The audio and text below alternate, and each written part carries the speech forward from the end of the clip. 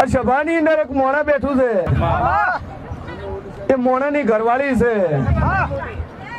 અન બરોબર કડા નોનવટાનો ચૌધરી હોય, પટેલ હોય, અને મૈત્રી કરાર કરીને એની ઘરવાળી લઈ ગયો અને બે છોકરાની માં હોય. આવા મારા જાહુભાઈ ના રોમકું કદાચ તારા બે છોકરાને લોતા મેલી લઈ ગયો હશે લ્યા,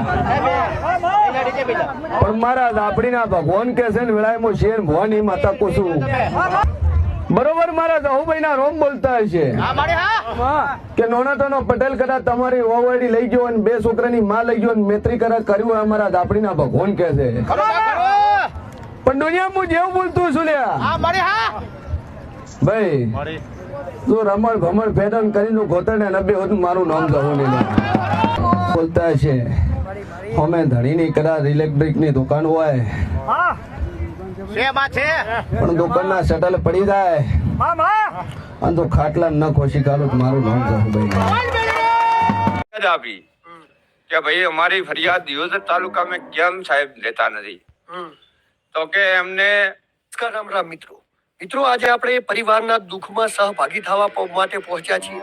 આપણે પહોંચ્યા છીએ આજે મકડાલા ગામની અંદર દીનાબેનનો જે પરિવારને દીનાબેન છોડીને ચાલી ગયા એ આ બંને બાળકો છે. બાળકોનો ચહેરો હું તમને નહીં બતાવી શકું, માફ કરજો, કારણ કે 18 વર્ષના બંને બાળકો નથી એટલે એમનો આપણે ચહેરો નહીં બતાવી શકીએ. ત્યારબાદ એ બંને બાળકોના દાદા છે અને આ એમના અંકલ છે. અને જગતાભાઈ જે દીનાબેનના પતિ છે એમના જોડે આપણે વાતચીત કરવાની કોશિશ કરી, પરંતુ અત્યારે એમની મેન્ટલી હાલત બિલકુલ સારી નથી કે એમના આપણા જોડે વાતચીત કરી શકે, એટલે આપણે એમને ડિસ્ટર્બ નથી કર્યા. અને આપણે પણ આ વાતચીત કરી અને કોઈ વિડીયો એ રીતે બનાવવાનું કે કોઈ પરિવાર હેરાન થાય એવી કોઈ પરિસ્થિતિ નથી, પરંતુ આપણે એટલા માટે વાતચીત કરવા આવ્યા છીએ કે પરિવારને ન્યાય મળે.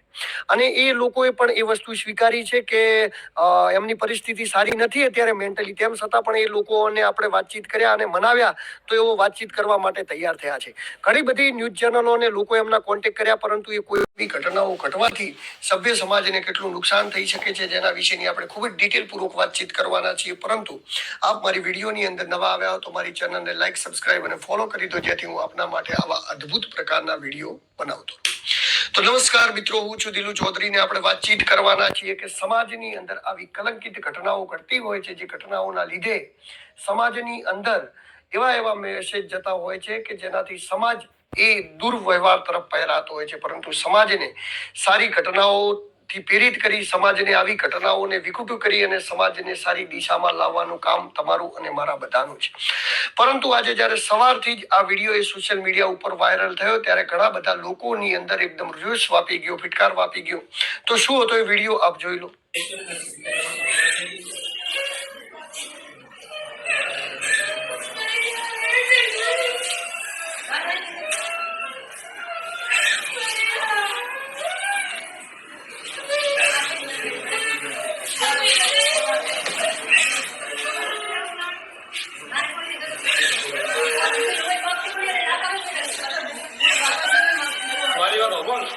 તો મિત્રો તમે જોયો આ વિડીયો, જે તમે જોયો હતો એની અંદર મૈત્રી કરાર કરવા પહોંચેલી માં અને તેનો પ્રેમી બંને બાળકો રડતા રહ્યા અને માં એ પ્રેમી સાથે મૈત્રી કરાર કરીને ચાલી ગઈ.